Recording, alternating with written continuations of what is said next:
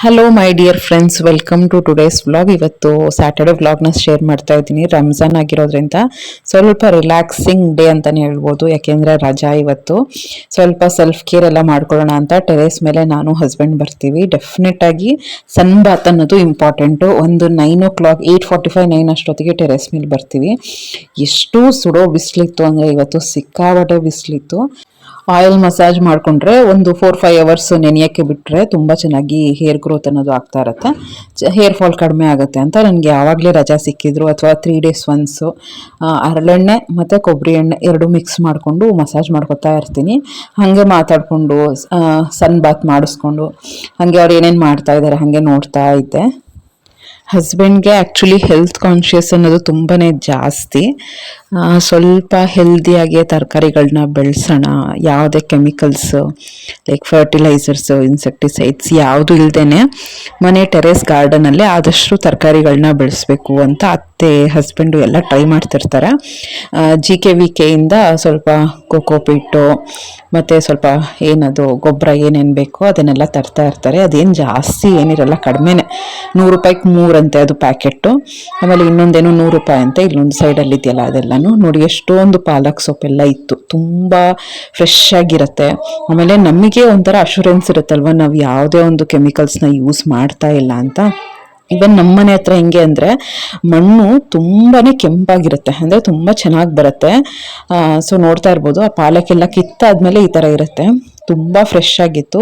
ಅದೇನು ಕೆಮಿಕಲ್ಸ್ ಇಲ್ಲ ಅಂದರೆ ಸಾಂಬಾರು ಕೂಡ ಎಷ್ಟು ಫ್ರೆಶ್ ಆಗಿ ತುಂಬ ಚೆನ್ನಾಗಿ ಅನಿಸ್ತಾ ಇರುತ್ತೆ. ನಾನು ಎಷ್ಟೋ ಸತಿ ನಿಮ್ಗೆ ಹೇಳಿದ್ದೀನಿ, ನಾವು ಸ್ವಲ್ಪನೇ ಮನೆ ಮಟ್ಟಿಗೆ ಅಷ್ಟಾದರೂ ತರಕಾರಿಗಳನ್ನ ಟೆರೇಸಲ್ಲಿ ಬೆಳೆಸ್ತಾರೆ, ತುಂಬಾ ಒಳ್ಳೆಯದು. ಅಂದರೆ ಎಷ್ಟು ಹೆಲ್ತ್ ಕಾನ್ಷಿಯಸ್ ಇದ್ರೂ ಕಡಿಮೆನೇ. ಹೆಲ್ತು ಅಂದರೆ ನಾವೇನು ಆಹಾರ ತೊಗೊಳ್ತೀವಿ ಅದರ ಜೊತೆ ಫಿಸಿಕಲ್ ಫಿಟ್ನೆಸ್ಸು ಇಂಪಾರ್ಟೆಂಟು. ಸ್ವಲ್ಪ ಓವರ್ ಆಲ್ ಸ್ಟ್ರೆಂತು ಮತ್ತು ಕ್ಯಾಲರಿ ಬರ್ನ್ ಆಗೋದು, ಎಕ್ಸಸೈಸ್ ಮಾಡೋದು ಇಂಪಾರ್ಟೆಂಟು. ಅವರು ಯೂಶಲಿ ಫುಲ್ ಬಾಡಿ ವರ್ಕೌಟ್ಗೆ, ಮಸಲ್ ಟೋನಿಂಗ್ಗೆ, ಕ್ಯಾಲರಿ ಬರ್ನ್ ಮಾಡೋಕ್ಕೆಲ್ಲನೂ ಅಗಾರೋ ಆಲ್ಫಾ ವೈಬ್ರೇಷನ್ ಪ್ಲೇಟ್ನ ಯೂಸ್ ಮಾಡ್ತಾ ಇರ್ತಾರೆ. ಇದರಲ್ಲಿ ಒಂದು ವೈಬ್ರೇಷನ್ ಪ್ಲೇಟು ಪವರ್ ಕಾರ್ಡ್ ಇರುತ್ತೆ, ಜೊತೆಗೆ 2 ರೆಸಿಸ್ಟೆಂಟ್ ಬ್ಯಾಂಡ್ಸ್ ಕೂಡ ಕೊಟ್ಟಿರ್ತಾರೆ ಎಕ್ಸಸೈಸ್ ಮಾಡೋಕ್ಕೆ. ಆಪ್ರೇಟ್ ಮಾಡೋಕ್ಕೆ ರಿಮೋಟ್ ಕಂಟ್ರೋಲ್, ಯೂಸರ್ ಮ್ಯಾನ್ಯುಯಲ್ ಕೂಡ ಇರುತ್ತೆ. ಈ ರೆಸಿಸ್ಟೆಂಟ್ ಬ್ಯಾಂಡ್ಸ್ನ ಈ ರೀತಿ ಆ ವೈಬ್ರೇಷನ್ ಪ್ಲೇಟ್ಗೆ ಅಟ್ಯಾಚ್ ಮಾಡ್ಕೋಬೇಕು. ತುಂಬ ಸಿಂಪಲ್ ಇದು. ಈಗ ಪವರ್ ಕಾರ್ಡ್ ಕೊಟ್ಟಿರ್ತಾರಲ್ಲ ಅದನ್ನು ಸಾಕೆಟಲ್ಲಿ ಹಾಕಿ ಸ್ವಿಚ್ ಆನ್ ಮಾಡ್ಕೊಳ್ಳೋದು ಅಷ್ಟೇ. LCD ಡಿಸ್ಪ್ಲೇ ಸ್ಟಾರ್ಟ್ ಆಗುತ್ತೆ. ರಿಮೋಟಲ್ಲಿ ಆನು ಆಫು ಎಲ್ಲ ಮಾಡ್ಕೋಬೋದು. ಸ್ಟಾರ್ಟ್ ಬಟನ್ ಪ್ರೆಸ್ ಆಗಿದ ತಕ್ಷಣ ವೈಬ್ರೇಷನ್ ಪ್ಲೇಟು ಸ್ಟಾರ್ಟ್ ಆಗುತ್ತೆ. ನೋಡಿ, ಈ ಥರ ವೈಬ್ರೇಟ್ ಆಗ್ತಾ ಇರುತ್ತೆ. ಇದರಲ್ಲಿ 5 ಪ್ರೀ ಪ್ರೋಗ್ರಾಮ್ ಮೋಡ್ಸ್ ಇರುತ್ತೆ, P1, P2, P3, P4 ಮತ್ತು P5 ಅಂತ. ಟೈಮ್ನ ಇನ್ಕ್ರೀಸ್ ಮತ್ತು ಡಿಕ್ರೀಸ್ ಕೂಡ ಮಾಡ್ಕೋಬೋದು. ಹಾಗೆ ರಿಮೋಟಲ್ಲಿ ಮೇಲೆ ಕೆಳಗಡೆ ಬಟನ್ ಪ್ರೆಸ್ ಮಾಡೋದ್ರಿಂದ ಸ್ಪೀಡ್ನ ಜಾಸ್ತಿ ಮತ್ತು ಕಡಿಮೆ ಮಾಡ್ಕೋಬೋದು. ಸ್ಪೀಡ್ ಲೆವೆಲ್ ಬಂದು 0ಇಂದ 180ವರೆಗೂ ಇರುತ್ತೆ. LCD ಡಿಸ್ಪ್ಲೇಯಲ್ಲಿ ಕ್ಯಾಲರಿ ಬರ್ನು ಮತ್ತು ಡಿಸ್ಟೆನ್ಸ್ ಕವರ್ಡು, ಟೈಮು ಎಲ್ಲನೂ ತೋರಿಸ್ತಾ ಇರುತ್ತೆ. ಹೋಲ್ ಬಾಡಿ ಎಕ್ಸಸೈಸ್ ಮಾಡ್ಬೋದು. ಡಿಫ್ರೆಂಟ್ ಪೊಸಿಷನ್ಸ್ ತೋರಿಸ್ತೀನಿ ನೋಡಿ. ಈಗ ಸ್ಟ್ಯಾಂಡಿಂಗು, ಸ್ಕ್ವಾಟಿಂಗ್ ಇರ್ಬೋದು, upper body workout, lower leg workout, arm workout, single foot workout, sitting, ಮತ್ತು ಸಿಟ್ಟಿಂಗಲ್ಲೂ ಚೇರ್ ಮೇಲೂ ಕುತ್ಕೋಬೋದು, ಆರಾಮಾಗಿ ಅದ್ರ ಮೇಲೂ ಕುತ್ಕೋಬೋದು. ಡಿಫ್ರೆಂಟ್ ಪೊಸಿಷನ್ಸಲ್ಲಿ ಫುಲ್ ಬಾಡಿ ವರ್ಕೌಟ್ ಆಗುತ್ತೆ. ಮಸಲ್ ಟೋನಿಂಗು, ಕ್ಯಾಲರಿ ಬರ್ನಿಂಗಿಗೆ, ಕಾರ್ಡಿಯೋ ಫಿಟ್ನೆಸ್ಸಿಗೆ, ಮತ್ತು ಫುಲ್ ಬಾಡಿ ವೈಬ್ರೇಷನ್ ಮಸಾಜಿಂಗ್ ಆಗುತ್ತೆ. ತುಂಬ ಸ್ಟ್ರೆಸ್ ಇದ್ದರೆ ಅದು ಕೂಡ ರಿಲ್ಯಾಕ್ಸ್ ಆಗುತ್ತೆ. ಮತ್ತು ಓವರ್ ಆಲ್ ಫ್ಲೆಕ್ಸಿಬಿಲಿಟಿ ಮತ್ತು ಮೆಟಬಾಲಿಸಮ್ ಕೂಡ ಜಾಸ್ತಿ ಆಗುತ್ತೆ. Maximum 180 kg maximum weight withstand ಆಗುತ್ತೆ. ಜಿಮ್ಮಿಗೆ ಹೋಗೋಕ್ಕಾಗಲ್ಲ, ಬ್ಯುಸಿ ಲೈಫು, ಹೌಸ್ ವೈಫ್ ಆಗಿರ್ತೀರಾ ಮತ್ತು ಅಥ್ಲೆಟಿಕ್ ಆಗಿರ್ತೀರಾ, ಕ್ವಿಕ್ಕಾಗಿ ವರ್ಕೌಟ್ ಆಗಬೇಕು, ಮಧ್ಯ ಆಗಬೇಕು ಅಂದರೆ ಈ ವೈಬ್ರೇಷನ್ ಪ್ಲೇಟು ಬೆಸ್ಟ್ ಅಂತಲೇ ಹೇಳ್ಬೋದು. ಸೊ 2 ಎಕ್ಸಸೈಸ್ ಬ್ಯಾಂಡ್ಸ್ನ ಯೂಸ್ ಮಾಡಿಕೊಂಡು ಆರ್ಮ್ ಮತ್ತು ಲೆಗ್ ಎರಡಕ್ಕೂ ಕೂಡ ಸ್ಟ್ರೆಂತ್ ಟ್ರೈನಿಂಗ್ನ ಮಾಡ್ಕೋಬೋದು. ರೆಕಮೆಂಡೆಡ್ ಟೈಮ್ ಬಂದು 10 to 20 minutes every time. Muscle ಸ್ಟ್ರೆಂಥನಿಂಗ್ಗೆ ಬೆಸ್ಟ್ ಅಂತಲೇ ಹೇಳ್ಬೋದು. ಬೇಕಿದ್ರೆ ಶೂಸ್ ಹಾಕ್ಕೊಂಡು ಕೂಡ ನೀವು ಇದನ್ನು ಯೂಸ್ ಮಾಡ್ಕೋಬೋದು. ಯೂಸ್ ಮಾಡಿದ ತಕ್ಷಣ ಈ ರೀತಿ ಡ್ರೈ ಕ್ಲಾತಲ್ಲಿ ವೈಪ್ ಮಾಡಬೇಕು ಅಷ್ಟೇ. ನಿಜವಾಗ್ಲೂ ಮನೆಯಲ್ಲೇ ಫುಲ್ ಬಾಡಿ ವರ್ಕೌಟ್ ಮಾಡ್ಕೊಳ್ಳೋಕ್ಕೆ ಬೆಸ್ಟ್ ಈ ವೈಬ್ರೇಷನ್ ಪ್ಲೇಟು. ಖಂಡಿತ ಪರ್ಚೇಸ್ ಮಾಡಿ, ಲಿಂಕ್ನ ಡಿಸ್ಕ್ರಿಪ್ಷನ್ ಬಾಕ್ಸಲ್ಲಿ ಕೊಟ್ಟಿರ್ತೀನಿ. ಸೊ ಈ ಎಣ್ಣೆ ಬಂದು ಸ್ವಲ್ಪ ಕರ್ಬೇವಿನ ಸೊಪ್ಪು, ದಾಸವಾಳದ ಎಲೆ, ಈರುಳ್ಳಿ ಎಲ್ಲ ಹಾಕ್ಬಿಟ್ಟು ಸ್ವಲ್ಪ ಹರ್ಬಲ್ ಆಯಿಲ್ ಥರ ಪ್ರಿಪೇರ್ ಮಾಡಿರೋವಂಥದ್ದು. ಸೊ ನಾವು ಒಂದು 30 ವರ್ಷ ಕ್ರಾಸ್ ಆಗಿದೆ ಅಂದಿದ ತಕ್ಷಣ ಏನೇನು ಅಂದರೆ ಹೆಲ್ತ್ ಮತ್ತು ಬಾಡಿ ಬಗ್ಗೆ ಕೇರ್ ತಗೋಬೇಕು. ಮೆಂಟಲು ಎಮೋಷ್ನಲ್ ಸ್ಟೇಟಸ್ ಬಗ್ಗೆ, ಲೈಫ್ ಸ್ಟೈಲ್ ಬಗ್ಗೆ, ಮತ್ತು ಹ್ಯಾಬಿಟ್ಸ್ ಬಗ್ಗೆ, ಮತ್ತು ಫೈನಾನ್ಷಿಯಲು ಫ್ಯೂಚರ್ ಬಗ್ಗೆ ಇದಿಷ್ಟನ್ನು ಗಮನ ಹರಿಸಲೇಬೇಕು.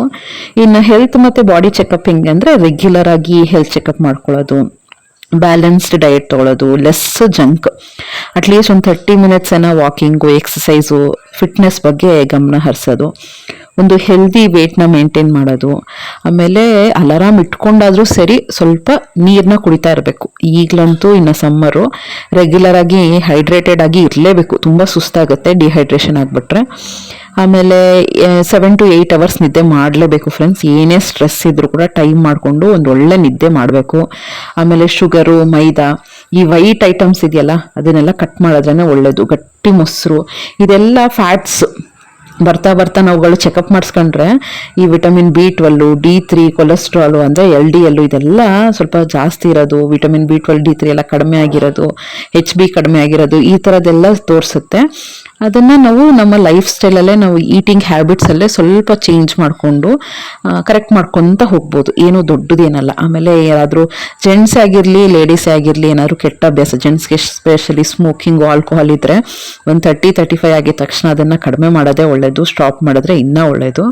ಆಮೇಲೆ ಸ್ವಲ್ಪ ಲೇಡೀಸ್ ಎಸ್ಪೆಷಲಿ ಕ್ಯಾಲ್ಶಿಯಂ, ಬೋನ್ಸಲ್ಲಿ ಕ್ಯಾಲ್ಶಿಯಂ ಎಲ್ಲ ತುಂಬ ಕಡಿಮೆ ಆಗ್ತಿರುತ್ತೆ. ವಿಟಮಿನ್ D3 ಕಡಿಮೆ ಆದರೆ ನಮ್ಮ ಡಯೆಟಲ್ಲಿ ಕ್ಯಾಲ್ಶಿಯಂ ಅಬ್ಸಾರ್ಪ್ಷನ್ನು ಕಡಿಮೆ ಆಗುತ್ತೆ. ಸೊ ಮಂಡಿ ನೋವು ಬರೋದು, ಬೆನ್ನು ನೋವು ಬರೋದು, ಜಾಯಿಂಟ್ ಪೇನು, ಆಮೇಲೆ ಶೋಲ್ಡರ್ ಹತ್ರ ಪೇನು, ಜಾಯಿಂಟ್ಸ್ ಎಲ್ಲೆಲ್ಲಿದೆ ಅಲ್ಲೆಲ್ಲ ಪೇನ್ ಬರೋಕ್ಕೆ ಸ್ಟಾರ್ಟ್ ಆಗುತ್ತೆ. ಅದನ್ನು ಕೇರ್ ತೊಗೋಬೇಕು. ಸ್ವಲ್ಪ ಕ್ಯಾಲ್ಶಿಯಂ ಸಪ್ಲಿಮೆಂಟ್ಸು, ರ್ಯಾಡಿಶು, ಎಳ್ಳು, ಆಮೇಲೆ ಡಾಕ್ಟ್ರ್ ಕೇಳಿದ್ರೆ ಒಂದು ಕ್ಯಾಲ್ಶಿಯಂ ಟ್ಯಾಬ್ಲೆಟ್ಸ್ ಎಲ್ಲ ಕೊಡ್ತಿರ್ತಾರೆ. ಒಂದು 6 months ಕೋರ್ಸ್ ಆ ಥರ ಮಾಡಿಸ್ಕೊಂಡ್ರೆ ಸ್ವಲ್ಪ ಕ್ಯಾಲ್ಶಿಯಂ ಅನ್ನೋದು ಕರೆಕ್ಟಾಗಿ ಮೇಂಟೈನ್ ಮಾಡ್ಕೋಬೋದು. ಆಮೇಲೆ ಮೇಯ್ನಾಗಿ ಏನು ಅಂದರೆ ಸ್ಟ್ರೆಸ್ನ ಕಡಿಮೆ ಮಾಡ್ಕೋಬೇಕು. ಸ್ಟ್ರೆಸ್ಸಿಂದ ಬಾಡಿಯಲ್ಲಿ ಮೆಟಬಾಲಿಸಮ್ ಆಗ್ಬೋದು, ಕಡಿಮೆ ಆಗುತ್ತೆ. ಬೇರೆ ಆರ್ಗನ್ಸ್ ಎಲ್ಲ ಸ್ವಲ್ಪ ವರ್ಕ್ ಆಗೋದು ಕಡಿಮೆ ಆಗುತ್ತೆ. ತುಂಬ ಕೇರ್ ತೊಗೋಬೇಕಾಗುತ್ತೆ. Next in mental emotional status ನೋಡ್ಕೋಬೇಕು ಅಂದರೆ ಯಾವಾಗಲೂ ಪಾಸಿಟಿವ್ ಆಗಿ ಥಿಂಕ್ ಮಾಡ್ಕೋಬೇಕು. ಓವರ್ ಆಗಿ ಥಿಂಕ್ ಮಾಡಿಕೊಂಡು ಸುಮ್ಮನೆ ಅನ್ನೆಸೆಸರಿ ಲೈಫಲ್ಲಿ ಕಾಂಪ್ಲಿಕೇಶನ್ಸ್ ತಂದ್ಕೊಳ್ಳೋದು ಇಂಥದ್ದೆಲ್ಲ ಮಾಡೋಕ್ಕೆ ಹೋಗಬಾರ್ದು. ನೆಕ್ಸ್ಟು ಆದ್ರೆ ಟೈಮ್ ಆದರೆ 1 or 2 minutes ಅಟ್ಲೀಸ್ಟ್ ಮೆಡಿಟೇಷನ್ ಮಾಡೋದು. ಅಂದರೆ ಸುಮ್ಮನೆ ಕೂತಿರ್ತೀರಾ, ಇನ್ಹಲೇಷನ್ ಎಕ್ಸಲೇಷನ್ ಅಂದರೆ ನಿಮ್ಮ ಉಸಿರಿನ ಬಗ್ಗೆನೇ, ನೀವು ಬ್ರೀತಿಂಗ್ ಮಾಡ್ತೀರಲ್ವ, ಉಸಿರು ತಗೊಳ್ಳೋದು, ಉಸಿರು ಬಿಡೋದು, ಇದ್ರ ಬಗ್ಗೆ ಎಲ್ಲ ಸ್ವಲ್ಪ ಕಾನ್ಸಂಟ್ರೇಟ್ ಮಾಡೋದು. ಏನು ಗೊತ್ತಾ, ನಾವು ಫ್ರೀಯಾಗಿದ್ದಷ್ಟು ಎಂಟಿ ವೆಸಲ್ಸ್ ಮೇಕ್ ಮೋರ್ ನಾಯ್ಸ್ ಅನ್ನಂಗೆ ಫ್ರೀಯಾಗಿದ್ದಷ್ಟು ತುಂಬ ಅದು ಇದು ಯೋಚನೆ ಮಾಡೋದು ಜಾಸ್ತಿ. ಏನಾದರೂ ಕಲಿತಾನೇ ಇರಬೇಕು. ನಮಗೆ ಯಾರು ಇರಿಟೇಟ್ ಮಾಡ್ತಾರೋ ಅಂಥ ಜನಗಳ ಹತ್ರನೂ ಹೋಗಬಾರ್ದು. ಯಾರು ನಮಗೆ ಲೌಡ್ ಒನ್ಸ್, ನಮ್ಗೆ ಯಾರು ಪಾಸಿಟಿವಿಟಿ ತುಂಬ್ತಾರೋ ಅಂಥವ್ರ ಜೊತೆ ಟೈಮ್ನ ಸ್ಪೆಂಡ್ ಮಾಡಬೇಕು. ಆಮೇಲೆ ಆದಷ್ಟು ಕೋಪ ಕಡಿಮೆ ಮಾಡ್ಕೋಬೇಕು. ನೀವೇ ನೋಡಿ, ವಯಸ್ಸಲ್ಲಿದ್ದಾಗ ಅವ್ನು ಈ ಥರ ಇರಲಿಲ್ಲ, ಎಷ್ಟು ಕಾಮಾಗಿದ್ದಾರೆ ಈಗ ಅಂತ ಹೇಳ್ತಾ ಇರ್ತಾರೆ. ಅಂದರೆ ವಯಸ್ಸು ಆಗ್ತಾ ಆಗ್ತಾ ಮೆಚುರಿಟಿನೂ ಜಾಸ್ತಿ ಆಗುತ್ತೆ. ಆಮೇಲೆ ಕೋಪನೂ ನಾವು ಕಡಿಮೆ ಮಾಡ್ಕೋಬೇಕು. ಆಮೇಲೆ ನಮಗೆಲ್ಲ ಒಂದು ಸೆಲ್ಫ್ ಕಾನ್ಫಿಡೆನ್ಸ್ ಬಂದ್ಬಿಡುತ್ತೆ. ಫೈನಾನ್ಷಿಯಲಿ ಸ್ಟೇಬಲ್ ಆಗಿರ್ತೀವಿ, ದುಡಿತಾ ಇರ್ತೀವಿ, ಏನೋ ಒಂದು ಪ್ರಾಪರ್ಟಿ ಮಾಡಿರ್ತೀವಿ. ಸೊ ಒಂದು ಸೆಲ್ಫ್ ಕಾನ್ಫಿಡೆನ್ಸ್ ಅಂತೂ ಬಂದ್ಬಿಡುತ್ತೆ. ಆಮೇಲೆ ಎಷ್ಟೇ ಬ್ಯುಸಿ ಇದ್ರೂ ಕೂಡ ನಮ್ಮ ರೊಟೀನಲ್ಲಿ ಸ್ವಲ್ಪ ಬ್ರೇಕ್ ತಗೋಬೇಕು. ತುಂಬ ಕೆಲಸ ದುಡಿ ಹಿಂಗೆ ಆಗ್ಬಿಟ್ರೆ ಅಂತೂ ಫ್ಯಾಮಿಲಿಗೆ ಟೈಮ್ ಕೊಡೋಕ್ಕಾಗಲ್ಲ.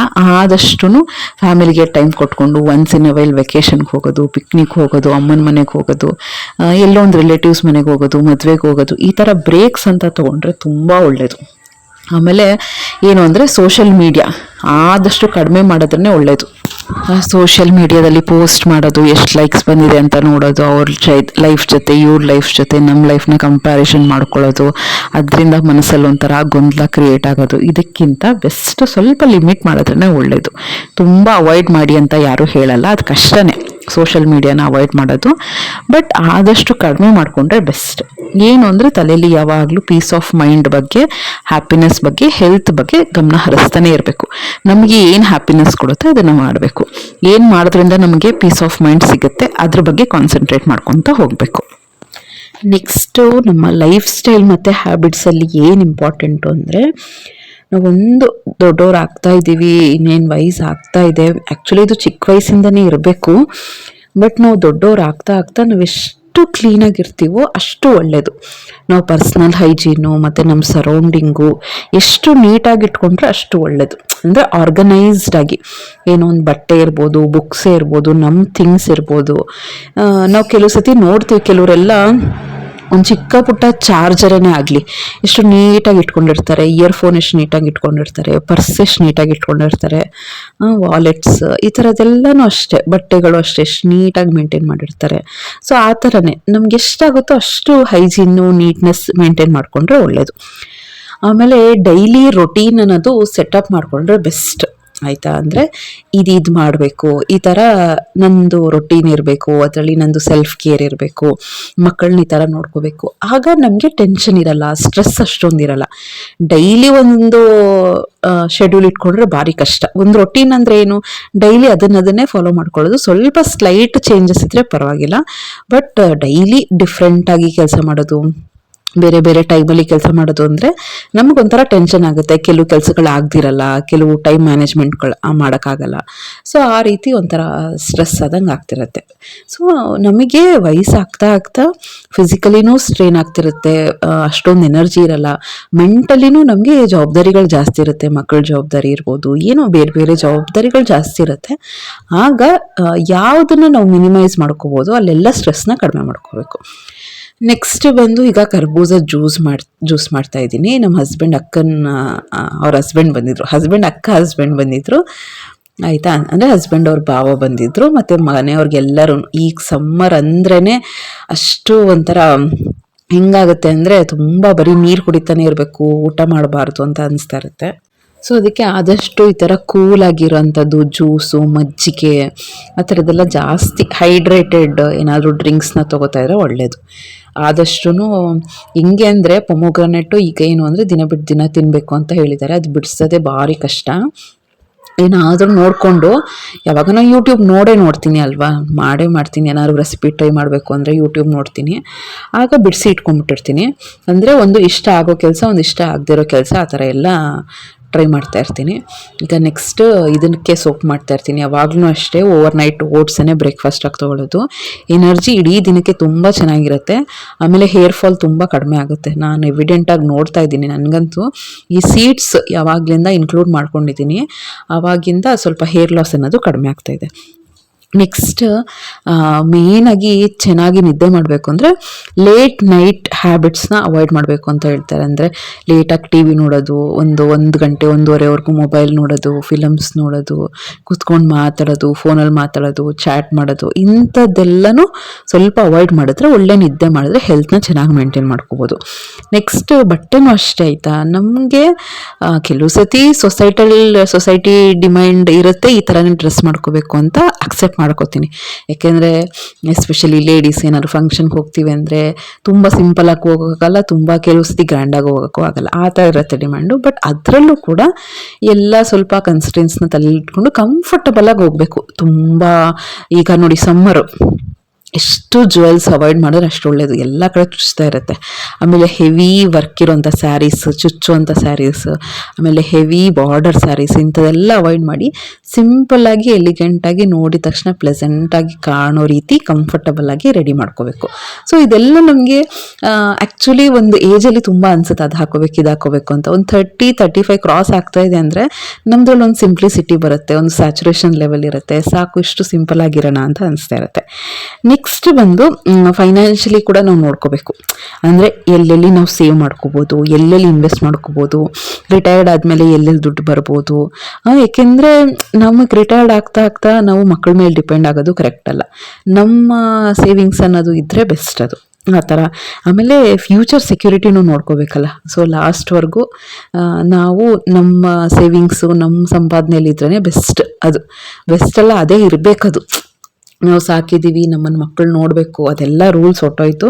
ಸೊ ಆದಷ್ಟು ಅದನ್ನು ಸೇವ್ ಮಾಡ್ಕೋಬೇಕು ಫ್ಯೂಚರ್ಗೆ. ಅಂದರೆ ಅನ್ನೆಸೆಸರಿ ಏನಾದರೂ ಒಂದು ಸ್ಪೆಂಡ್ ಮಾಡೋದು, ಅನ್ನೆಸೆಸರಿಯಾಗಿ ಬಟ್ಟೆ ತೊಗೊಳ್ಳೋದು, ಇಂಥದ್ದೆಲ್ಲ ಖರ್ಚುಗಳನ್ನ ಅವಾಯ್ಡ್ ಮಾಡಿದ್ರೆ ಆದಷ್ಟು ನಾವು ನಮ್ಮ ಫ್ಯೂಚರ್ನ ಸೆಕ್ಯೂರ್ ಮಾಡ್ಕೋಬೋದು, ಹ್ಯಾಪಿಯಾಗಿರ್ಬೋದು, ಟೆನ್ಷನ್ ಇರಲ್ಲ. ಅಯ್ಯೋ ಹೆಂಗೋ ಏನೋ, ಈಗ ಹೆಂಗಿರೋ ನಮ್ಮ ಜವಾಬ್ದಾರಿ ಎಲ್ಲ ಈಗಿನ ಇದರಲ್ಲಿ ನನ್ನ ಏಜಲ್ಲಿ ಮಕ್ಕಳ ಎಜುಕೇಷನ್ದೇ ಇರುತ್ತೆ ಮ್ಯಾಕ್ಸಿಮಮ್ಮು. ನೆಕ್ಸ್ಟ್ ಅವರು ಕೆರಿಯರು ಅದು ಇದು ನೋಡ್ಕೋಬೇಕಾಗುತ್ತೆ. ಆಮೇಲೆ ಎಲ್ಲ ಸೆಟ್ಲ್ ಆದಮೇಲೆ ನಮ್ಮದು ಅಂತ ಒಂದು ಫ್ಯೂಚರ್ ನೋಡ್ಕೋಬೇಕಲ್ಲ, ಅದೂ ಇಂಪಾರ್ಟೆಂಟ್ ಅಲ್ವಾ. ಸೊ ಅದಕ್ಕೂ ಸೇವಿಂಗ್ಸ್ ಅಂತ ಮಾಡ್ತಾ ಇರಬೇಕು. ನೆಕ್ಸ್ಟ್ ಅದೇ ಇರಬೇಕು ಲೈಫಲ್ಲಿ. ಏನು ಗೊತ್ತಾ ಫ್ರೆಂಡ್ಸ್, ಕ್ಲಿಯರ್ ಗೋಲ್ಸ್ ಇರಬೇಕು. ಏನೇ ಇದ್ದರೂ ಕೂಡ ಹೀಗೆ ನಾವು ಈ ಥರನೇ ಲೈಫ್ನ ಲೀಡ್ ಮಾಡಬೇಕು, ಹೀಗೆ ಸೇವಿಂಗ್ಸ್ ಮಾಡ್ಕೋಬೇಕು, ಹಿಂಗೆ ಖರ್ಚು ಮಾಡಬೇಕು, ಹಿಂಗೆ ಎಂಜಾಯ್ ಮಾಡಬೇಕು. ಒಂದು ₹100 ಸಂಪಾದನೆ ಮಾಡ್ತೀವಿ ಅಂದರೆ ಅಟ್ಲೀಸ್ಟ್ ಅದರಲ್ಲಿ ಒಂದು ₹10 ನಮಗೋಸ್ಕರ ನಾವು ಸ್ಪೆಂಡ್ ಮಾಡ್ಕೋಬೇಕು. ಎಲ್ಲ ಸೇವಿಂಗ್ಸು ಕರೆಕ್ಟ್ ಸೇವಿಂಗ್ಸ್ ಮಾಡ್ಕೋಬೇಕು. ಆಮೇಲೆ ದೇವರು ನಮ್ಮ ಲೆಕ್ಕಾಚಾರ ಹೆಂಗೆ ಬರ್ದಿದ್ದಾನೆ ಅಂತ ಹೇಳಕ್ಕೆ ಬರಲ್ಲ, ಯಾವಾಗ ಲಾಸ್ಟು ಹೇಳಕ್ಕೆ ಬರಲ್ಲ. ಏನೋ ಎಂಜಾಯ್ ಮಾಡ್ದೇ ಹೊರಟೋಗ್ಬಿಟ್ರೆ ಅದು ಒಂಥರ ಬೇಜಾರಾಗುತ್ತೆ. ಸೊ ಎಷ್ಟಾಗುತ್ತೋ ಅಷ್ಟು ನಮ್ಮ ಮೇಲೂ ಇನ್ವೆಸ್ಟ್ ಮಾಡ್ಕೋಬೇಕು, ನಾವು ಎಂಜಾಯ್ ಮಾಡಬೇಕು, ಅಲ್ಲಿ ಇಲ್ಲಿ ಪಿಕ್ನಿಕ್ಸ್ ಹೋಗಬೇಕು, ಫ್ಯಾಮಿಲಿ ಟೈಮ್ ಸ್ಪೆಂಡ್ ಮಾಡಬೇಕು. ಸೊ ಆ ರೀತಿ ನಾವು ಒಂದು ಏಜ್ ಆಗ್ತಾ ಆಗ್ತಾ ಈ ಥರ ಎಲ್ಲ ಸ್ವಲ್ಪ ಲೈಫಲ್ಲಿ ಚೇಂಜಸ್ ಅನ್ನೋದು ಕಾಣ್ಕೋಬೇಕು. ಹೆಲ್ತು, ಫಿನಾನ್ಸು, ಸೋಷಿಯಲ್ ರಿಲೇಷನ್ಶಿಪ್ಪು ಎಲ್ಲನೂ ಕರೆಕ್ಟಾಗಿ ಬ್ಯಾಲೆನ್ಸ್ ಮಾಡ್ಕೊಂಡು ಹೋದರೆ ಹ್ಯಾಪಿ ಲೈಫ್ ಅಂತ ಹೇಳ್ಬೋದು. ಅದು ಏನೋ ಸಿಕ್ಕಿದ್ರೆ ಏನೋ ಇದ್ದರೆ ಈ ಥರನೇ ಹ್ಯಾಪಿ ಲೈಫು. ಈ ಥರ ನಮ್ಮ ಮನೇಲಿದ್ದರೆ, ಈ ಥರ ದೊಡ್ಡ ಮನೆ ಇದ್ದರೆ, ಕಾರ್ ಇದ್ರೇ ಹ್ಯಾಪಿ ಲೈಫು, ಆ ಥರ ಎಲ್ಲ ಏನೂ ಇಲ್ಲ. ನಾವೆಷ್ಟು ಹೆಲ್ದಿಯಾಗಿರ್ತೀವಿ, ಎಷ್ಟು ಖುಷಿಯಾಗಿರ್ತೀವಿ, ನಮ್ಮ ಸರೌಂಡಿಂಗಲ್ಲಿರೋಂಥ ಪರ್ಸನ್ ನಮ್ಮನ್ನು ಎಷ್ಟು ಚೆನ್ನಾಗಿ ಅರ್ಥ ಮಾಡ್ಕೋತಾರೆ, ನಮ್ಮ ಕಷ್ಟಕ್ಕೆ ಸುಖಕ್ಕೆ ನಾವೇನಾದ್ರು ಸಕ್ಸಸ್ ಕಂಡಾಗ ನಾವು ಸೆಲೆಬ್ರೇಟ್ ಮಾಡೋಕ್ಕೆ ನಮ್ಮ ಜೊತೆಲಿ ಮನುಷ್ಯರಿದ್ದಾರ, ನಾವೇನಾದ್ರು ದುಃಖದಲ್ಲಿದ್ದಾಗ ನಮ್ಮ ಜೊತೆ ಮನುಷ್ಯರಿದ್ದಾರ, ಇದೆಲ್ಲನೇ ಮ್ಯಾಟ್ರಾಗೋದು. ಈ ನಿಜ ಹೇಳ್ತೀನಲ್ಲ, ಇದೇ ಇಂಪಾರ್ಟೆಂಟ್ ಎಲ್ಲದಕ್ಕಿಂತ. ವಯಸ್ಸಾದ್ಮೇಲೆ ನಮಗೆ ಗೊತ್ತಾಗೋದೇ ಇದು. ಸೊ ಒಂದು 30 ಆಗಿದ ತಕ್ಷಣ ನಮ್ಗೆ ರಿಯಲೈಸ್ ಆಗೋದೇ ಇದು ಇಂಪಾರ್ಟೆಂಟು ಅಂತ ಅನಿಸ್ತಾ ಇರುತ್ತೆ. ಸೊ ಆ ಥರ. ಸೊ ಹೋಪ್ ಈ ವಿಡಿಯೋ ಇಷ್ಟ ಆಗಿದೆ ಅಂದ್ಕೊಳ್ತೀನಿ. ನೀವು ಒಂದು 30 ಕ್ರಾಸ್ ಆಗಿದ ತಕ್ಷಣ ಇದ್ರ ಬಗ್ಗೆ ಎಲ್ಲ ಸ್ವಲ್ಪ ಸೀರಿಯಸ್ ಆಗಿ ತೊಗೊಳ್ಳಿ. ಈ ಸೆಕ್ಷನ್ಸ್ನ ನೆಗ್ಲೆಕ್ಟ್ ಮಾಡೋಕ್ಕೆ ಹೋಗಬೇಡಿ, ಆದಷ್ಟು ಇಂಪಾರ್ಟೆಂಟ್ ಆಗಿ ಕನ್ಸಿಡರ್ ಮಾಡಿ ನೆಮ್ಮದಿಯಾಗಿ ಲೈಫ್ನ ಲೀಡ್ ಮಾಡಿ. ಬ್ಲ್ಯಾಕ್ ಕಾಫಿ, ಜಾಸ್ತಿ ತರಕಾರಿ, ಶುಗರ್ನ ಕಡಿಮೆ ಮಾಡ್ಕೊಳ್ಳೋದು, ಇಂಥದ್ದೆಲ್ಲ ಜಾಸ್ತಿ ಮಾಡ್ಕೊಳ್ಳೋದ್ರಿಂದ ನಮಗೇ ಒಂಥರ ರಿಲ್ಯಾಕ್ಸ್ ಅಂತ ಅನಿಸ್ತಾ ಇರುತ್ತೆ. ಆರಾಮಾಗಿ ಲೈಫ್ನ ಲೀಡ್ ಮಾಡ್ಬೋದು. ಸೊ ವಿಡಿಯೋ ಇಷ್ಟ ಆಗಿದ್ರೆ ಬೇರೆ ವೀಡಿಯೋಸು ನೋಡಿ. ಇಷ್ಟ ಆದರೆ ಚಾನಲ್ನ ಸಬ್ಸ್ಕ್ರೈಬ್ ಮಾಡಿಕೊಂಡು ಲೈಕ್ ಮಾಡಿ, ಶೇರ್ ಮಾಡಿ, ಕಮೆಂಟ್ ಮಾಡಿ, ಮತ್ತು ಹೈ ಪಾಯಿಂಟ್ಸ್ ಕೊಡೋದನ್ನು ಮರಿಬೇಡಿ. Thank you so much. ಮುಂದಿನ ಬ್ಲಾಗಲ್ಲೇ ಸಿಗ್ತೀನಿ. ಎಲ್ಲರೂ ಆರೋಗ್ಯವಾಗಿರಿ.